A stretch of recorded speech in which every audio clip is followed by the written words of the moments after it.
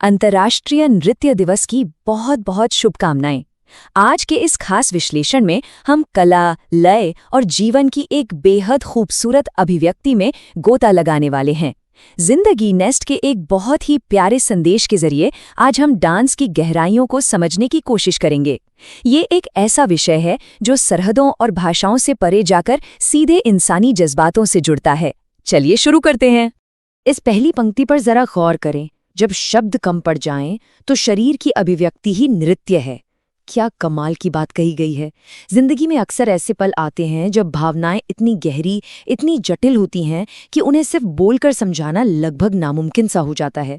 चाहे वो हद से ज्यादा खुशी हो, गहरा दुख हो या फिर बेइंतहा उत्साह। जब भाषा की सीमाएं खत्म हो जाती हैं तब शरीर अपने आप एक नई भाषा गढ़ लेता है। और वही शारीरिक अभिव्यक्ति जिसे किसी शब्द की जरूरत नहीं होती, उसे ही हम डांस कहते हैं। ये वाकई हैरान करने वाली बात है कि जहां दिमाग और जुबान हार मान लेते हैं, वहां शरीर अपनी बात कहना शुरू कर देता है। तो आइए अब आगे बढ़ते हैं खंड 1 की तरफ, शरीर की भाषा। जैसा कि मूल स्रोत में बड़े ही खूबसूरत अंदाज में कहा गया है, हर कदम एक कहानी है, हर हरकत एक हस्ताक्षर। अब इस पर थोड़ा विचार करते हैं। जब कोई थिरकता है तो वो बस हवा में बेतरतीब तरीके से हाथ पैर नहीं चला रहा होता, बिल्कुल नहीं। हर एक छोटी सी हलचल के पीछे एक अनकही कहानी छुपी होती है। जिस तरह दुनिया में हर इंसान का सिग्नेचर यानी हस्ताक्षर बिल्कुल अलग होता है, ठीक उसी तरह हर इंसान के डांस में उसकी अपनी एक खास झलक, उसका अपना उत्साह और उसके खुद के जीवन का अनुभव साफ दिखाई देता है। अब आते हैं खंड 2 पर, आत्मा की अभिव्यक्ति। और ये चीज बड़े ही शानदार तरीके से दिखाती है कि डांस को देखने के दो बिल्कुल अलग अलग नजरिए क्या हो सकते हैं। एक तरफ है सिर्फ कदम ताल मिलाना, मतलब तकनीकी रूप से हर एक स्टेप को परफेक्ट करना। लेकिन दूसरी तरफ जो सच में कहीं ज्यादा मायने रखता है, वो है अपनी आत्मा को अभिव्यक्त करना।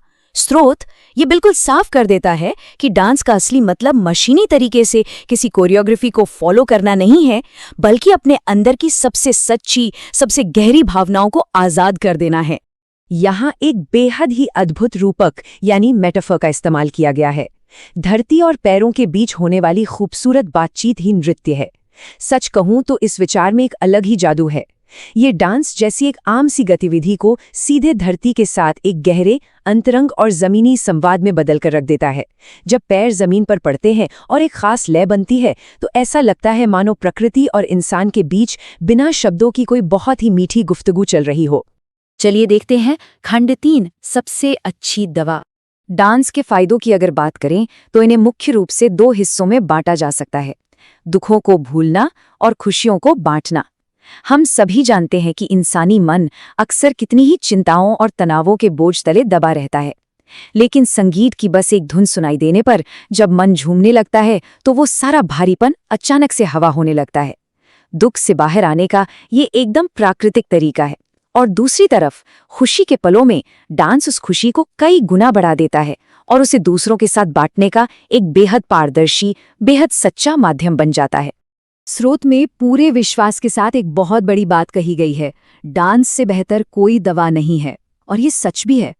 हर दिल एक खास लय में धड़कता है और जब हमारे शरीर की हरकतें उस अंदरूनी धड़कन के साथ सिंक हो जाती हैं, उससे जुड़ जाती हैं, तो जीवन जैसे एक नई ऊर्जा से भर उठता है। ये शारीरिक और मानसिक दोनों ही तरह से एक अद्भुत हीलिंग प्रोसेस यानी उपचार की तरह काम करता है, जो अंदर फंसी हुई ऊर्जा को बाहर बहने का एक खूबसूरत रास्ता देता है।